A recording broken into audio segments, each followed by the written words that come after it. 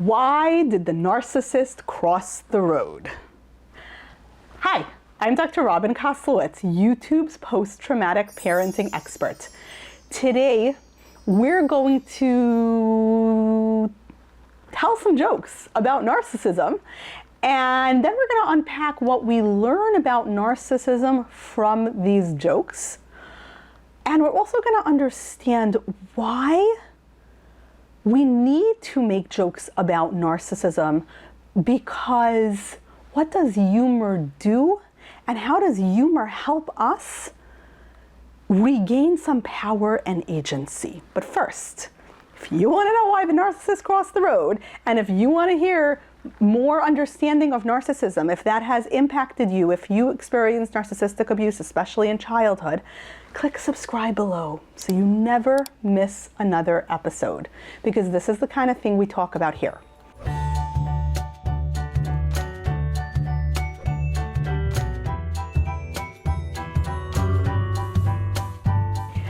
So the first thing I'm going to say is all of these jokes that I am going to now tell about narcissism are sourced from all over the internet. So I can't claim the credit for any of them because they're not mine. They're ones I've heard in, when I was running post-traumatic parenting classes.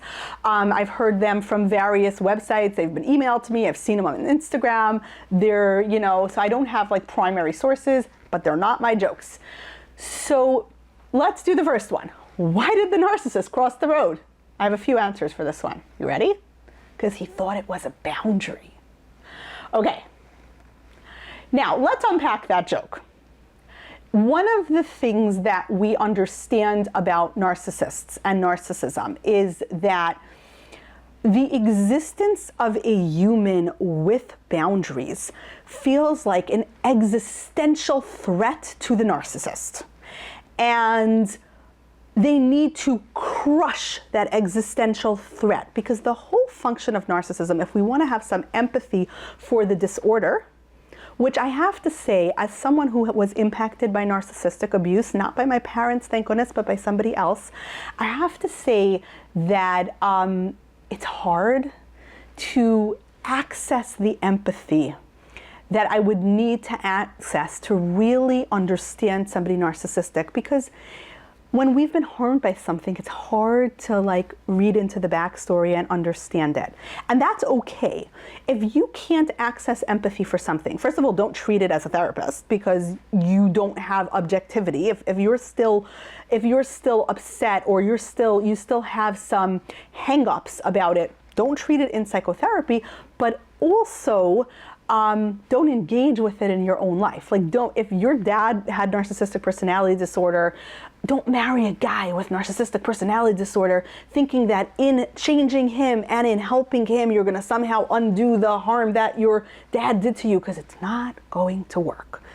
So I want to say that I believe that narcissism stems from an existential wound deep, deep, deep in the psyche, where the person feels such a threat by the fact that they have any imperfections, and such a sense of terror and shame at the thought that people would notice their imperfections, that they develop a sense of grandiosity unconsciously to defend against that sensation. So the minute someone might criticize them, or even tell them no, or set a boundary, that person is a threat and must be annihilated, because if you're telling me no, that means that what I did was wrong.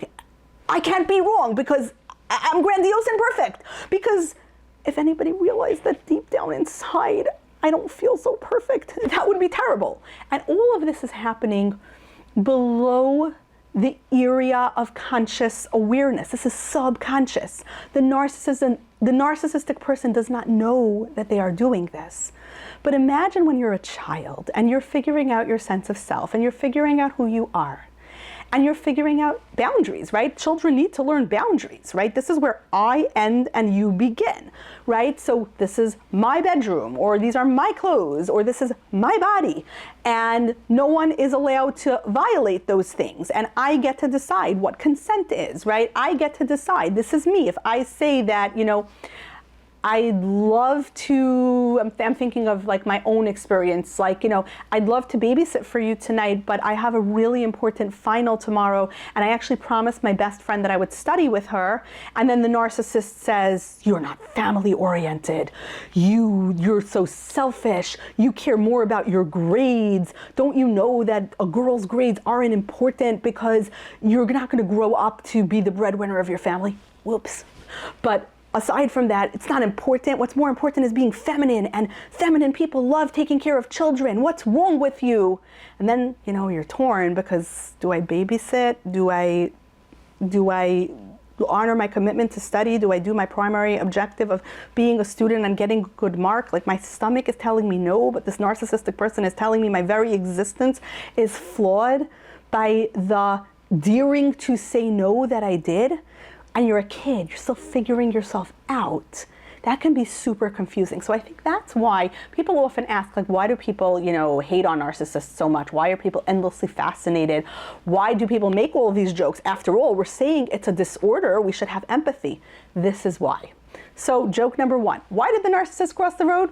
Because they thought it was a boundary. Okay, now let's extend the joke. I know it's a way to ruin a joke, Dr. Robin, right? But let's extend the joke. Why did the narcissist cross the road? Because they thought it was a boundary. Cross the road? I did not cross the road. There you go again, being a drama queen, making things up about me. I never crossed the road. But I saw you cross the road. I'm really pretty sure. I saw you crossed the road.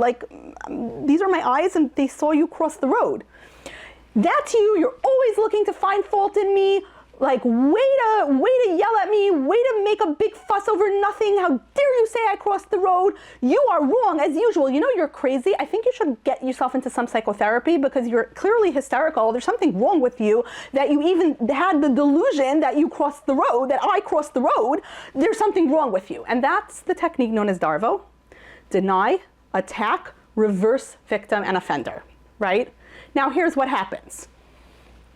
In an effort for the child to be like, are my eyes wrong? Is gravity the thing that makes pens fall when I drop them? Is the sky blue and up on top and the ground brown and below me? Or do I not know anything at all? Maybe the child who's impacted by narcissistic abuse is like, oh, there are video cameras. I'm gonna look at the video camera to see. And shows the narcissist video proof, if you have that, which very often you don't as a kid. Here's a video of you crossing the road. You always make a big deal out of everything. There you go again, being a drama queen. Big deal. So if I cross the road, who cares? It's just a road. Who cares if I crossed it? Right? And now it's like, no, but I just want to establish that, the sky is blue and it's up, and the ground is brown and it's down, and gravity is the thing that makes my pen fall when I drop it, and that my eyes do work, and that my eyes registered you crossing the road, and I'm not crazy because you doing this across a road means you crossed the road. See, you're making a big fuss over nothing. You're still on about that stupid road, right? So you see deny, attack, reverse victim, and offender. And it comes straight out of that narcissist's playbook of, my reality is reality. Now, why do we care? I've said this before here on YouTube, I'll say this again. Narcissists, especially if we've experienced narcissistic abuse in childhood with an adult or even an older sibling, an uncle, an aunt, a teacher, a spiritual leader, a neighbor, but an adult who has a much more fully formed psyche, our brains are primed to learn about the world from what Piaget would call more knowledgeable others, MKOs, people who know more about the world, right? I go to second grade and I don't know how to, add, and my teacher's like, you take the 2 and you add 2 and then 2 cookies and 2 more cookies, now you have 4 cookies. And my brain goes, oh yeah, that's how it's supposed to work. A smarter person who knows more about the world is gonna tell me how it works. Now I know, yay, and my brain is wired to learn from other humans. But when the other human is narcissistic, the one thing they need to teach you is to doubt your own perceptions of your reality, to doubt your experience of your experience, because if you trusted yourself, you might point out that the emperor doesn't have any clothes. Like, I did see across the road because this was you, that was the road, and you went across it, right? And that goes with anything. I did set that boundary. You did violate that boundary. That wasn't okay, and that needs to stop, right? The sky is blue and it's above me, and it really is because I saw it with my very own eyes, right? We need to be able to say that and do that. And the narcissist needs us to doubt our perceptions of our reality. And they make themselves into what I call the arbiter of reality. And if this happens to you at a young enough age, there's a little part of your brain that is always waiting for the narcissist's approval, that is always waiting for that person to finally like see the light and say, yeah, come to think of it, last Tuesday I did cross the road. I did lie to you about it. I'm sorry. That was my fault. But that's never going to happen, because the reason the narcissist made themselves into the arbiter of reality is because it's way too threatening for there to ever be somebody saying that they did something wrong. So therefore, they have to set themselves up as the arbiters of reality. And then it's great because reality is whatever they say it is, and they're perfect because they say so, and everything's perfect now. So if you can really understand that there's a corner of your brain that's desperately looking for the arbiter of reality's approval because you were programmed that way by the narcissistic person who was older than you, because your brain is set up to learn from people who are more knowledgeable others, then you automatically sort of know that trick. And you say, I very often say this on Instagram, I've posted this, how do you get the narcissist to see your point of view? Nothing. There is no way to get the narcissist to see your point of view. I have no answer for you, crickets, sorry, right? So you're never going to get them to see their point of view, your point of view. So don't even try. Now here's the next thing. Knock, knock. Who's there? Narcissist.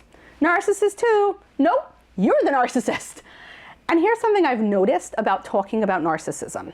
Whenever we talk about narcissism, inevitably, somebody will comment that you are the narcissist. Inevitably, that is a person who has perhaps been told that they exhibit some narcissistic traits themselves. There's something about narcissism that is so threatened by someone talking about it and by somebody calling narcissism out for what it is.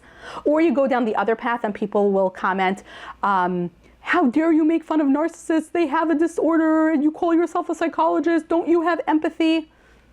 Right? And you see that narcissistic trap. We can have empathy and call it like it is and set a boundary and vote with our feet. We can do all of those things, right? There are not, two things can be true at the same time, as Marsha Linehan says in DBT, right? You can always have more than one truth, right? You are wounded and you have a disorder, that is a truth. I don't have to put up with that treatment, that is also a truth. If that means that your right to say hurtful things to me ends where my feet begin because I'm going to walk away, they're both true. You have the right to be as hurtful as you want. You have the right to not examine that. You have the right to understand yourself as damaged, and sure, but understanding yourself as damaged is step one. Step two is, what do I do with my damage? How do I heal my damage? How do I repair with people around my damage? How do I restore things around my damage? And perhaps learning that amazing thing that it's never the rupture, it's always the repair, that actually people will give you a second chance if you honestly take responsibility, apologize, and change. I see so many people who year after year go back into really toxic family situations upon very flimsy promises of change. And sometimes that's a good thing, sometimes that's a bad thing. But the first thing you do, rather than attack, right? I'm not the narcissist, you're the narcissist. The first thing that you do is say, oh, this is feedback. Feedback can sometimes hurt, but feedback is also the recipe for how to be my friend. So if someone says to me, this is my feedback formula, when you do X, I feel Y, it leads to Z. When you yell at me, I feel really threatened, makes it hard to interact with you at all. And instead of saying, how dare you be so sensitive? And of course I'm yelling at you. It's your fault I'm yelling at you because there's something wrong with you. You need to be yelled at. If instead you say, oh, yeah, my voice sometimes gets loud when I'm feeling big emotions. I'm sorry for that. I don't mean to make you shut down. So, I'm going to work on modulating my voice. And can you tell me when I'm getting loud so that I know, because I don't want to make you feel threatened? That's called repair. That wasn't that hard. That wasn't so hard, right? You can do that. if you're willing to do that. And this is why we're talking about these jokes. We're talking about these jokes simply because we want to understand it to get back a sense of agency, to get back a sense of power. Because if you experience narcissistic abuse during your formative years, you walked away feeling shamed and blamed and like a bad, globally deficient person, and that wasn't on you, that was on whoever installed that script in your brain. And if they were an adult, even if they were coping with their own stuff, that's not on the child, that's on the adult, because the adult is supposed to be the more knowledgeable other. So I know myself, the narcissistic person in my life used to call me lazy. And I've said this on YouTube before, I talk about this a lot. It was such an aha moment for me in psychotherapy when my therapist said to me, you know, I said I was too lazy to do something, and my therapist stopped me, and she's like, Robin, 1 second. You have multiple degrees. You are raising children while being the CEO of your own business. You're writing a book. You are not lazy. What makes you think you're lazy? Whose voice is that? And then when you give your inner voice a voice and you realize it's someone you don't respect very much and you don't want to allow them to have any sort of vote in your life or in how you feel about yourself, it's really empowering. So, and the same exact thing happened to me in a parenting class. A post-traumatic parent who is patently not lazy, she's one of the most incredibly hardworking people I know, told me she was lazy. And the minute we were able to unpack who made her feel lazy, who told her that, was the minute she was able to start healing. So that's why we need to talk about it, and that's why we need to joke about it, because when we joke about it, it's sort of like the emperor's new clothes. Yeah, the emperor's not wearing any clothes. Suddenly it becomes ridiculous. Behind every great narc is themselves patting them on the back, right? Narcissists, why don't narcissists ever admit to being wrong?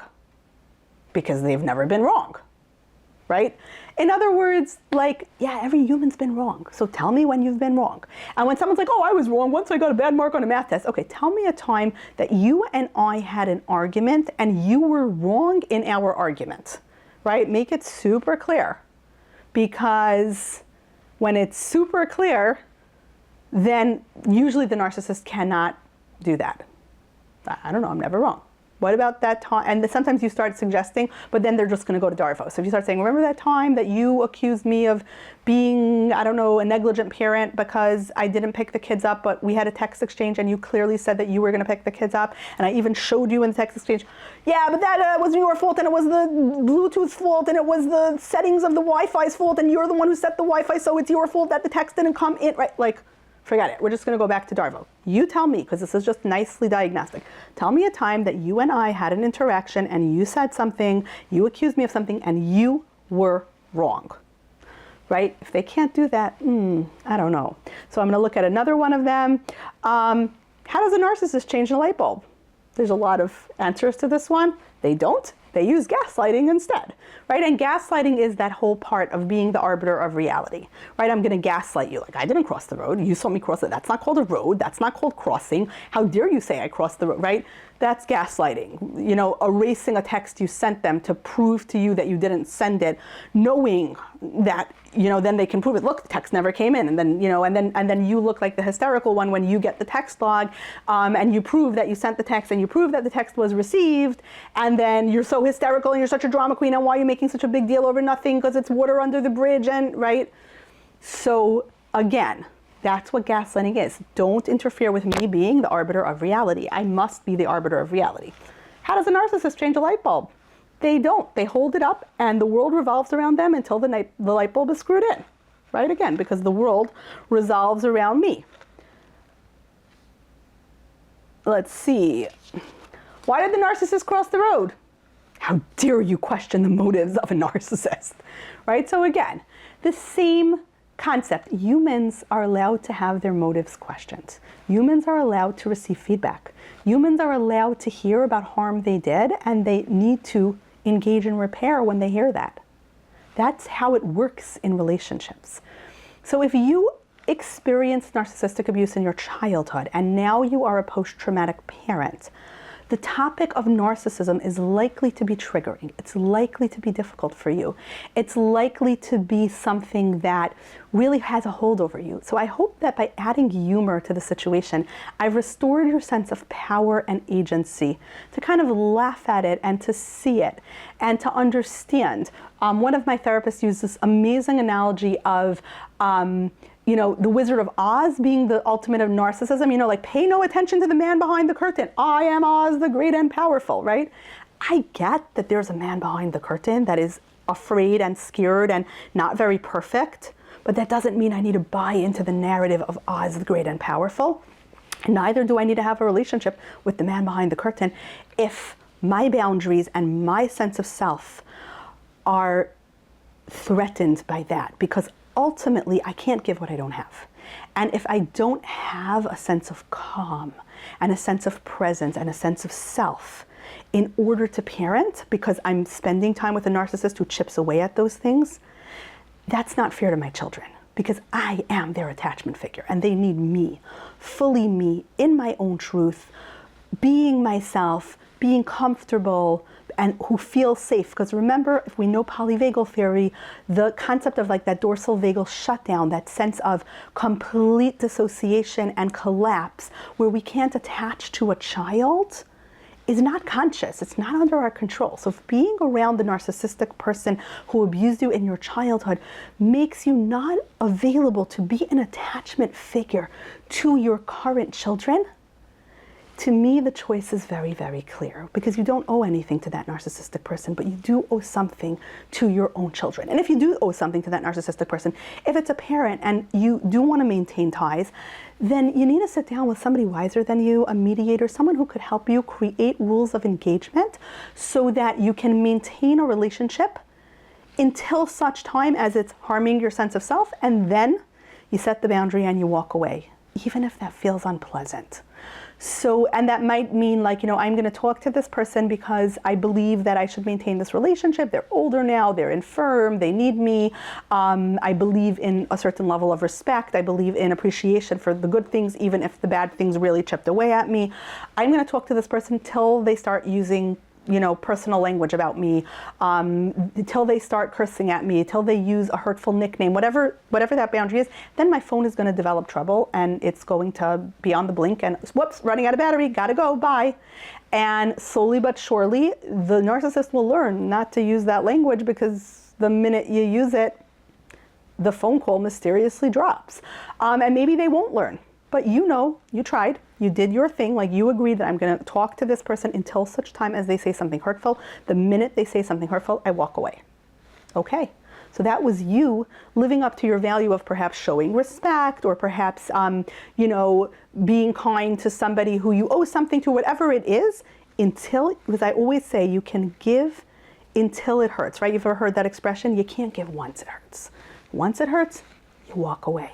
It's hard to do, and sometimes you need a mental health professional, a spiritual leader, a mediator, someone to help you figure that out. But create if-then rules for yourself. If this happens, then I will walk away. If this happens, then I will not respond. If this happens, then I will find someone else to stand with. If this happens, the call will mysteriously drop. Figure it out. Make those rules for yourself and stick to those rules. Yeah, it's kind of an artificial relationship, but it's a lot better than losing your sense of self or going into parenting feeling so depleted and stressed out that that's gonna roll downhill onto your kids. You're gonna snap at them, you're gonna dissociate, you're not gonna be the present parent you wanna be, you're not gonna show up the way you want to in your parenting. Don't do that. For your kids' sakes, don't do that. For your own sake too, but that's sometimes harder to access, because for many of us who experience narcissistic abuse, we're constantly asking ourselves if we're selfish. So maybe we're not going to do it for our own sake, but we should. But we will do it for our children's sake. So for your children's sake, set that boundary, create those rules, and regain some sense of agency, because you owe it to your children. You owe it to your inner children as well. Till next time. Of course, as always, if you like this video, please click subscribe below so you never miss another episode. If you want to hang out with where your fellow post-traumatic parents hang out, check out @Dr. Koslowitz Psychology on Instagram. You can find the Post-Traumatic Parenting Podcast available wherever you get your podcast. Stay tuned for the post-traumatic parenting book. It is going to be out in January of 2025. It's forthcoming. I don't know about January. It's going to be out in 2025, forthcoming from Broadleaf Books. So keep your eyes peeled. Check out my website, drrobinkoslowitz.com, for pre-order and launch event information. That's coming really soon. And see you next time.